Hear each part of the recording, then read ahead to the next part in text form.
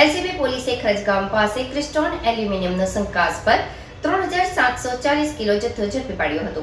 પોલીસે 2 બોલેરો ગાડી અને એલ્યુમિનિયમ સેક્શન અને કેબલ મળી 17,32,000 રૂપિયા ઉપરાંતનો મુદ્દામાલ જપ્ત કર્યો હતો.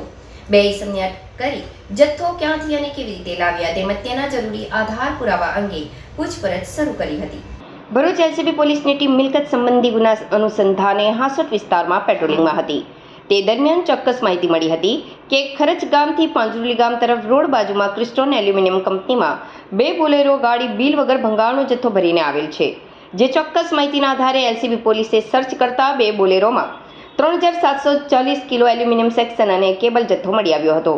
જે જથ્થા અંગે જરૂરી આધાર પુરાવા માંગતા બંને ગાડીના ચાલકોએ ગલ્લા તલ્લા કરવા લાગ્યા હતા. જે આધારે પોલીસે 2 બોલેરો કિંમત ₹6 લાખ અને 2 મોબાઈલ કિંમત ₹10,000 અને ભંગારનો જથ્થો 11,22,000 મળી કુલ 17,32,000 રૂપિયા ઉપરાંતનો જથ્થો સીઝ કરી સુરત ખાતે રહેતા ઇકરામ નૂર મોહમ્મદ અલવીર અને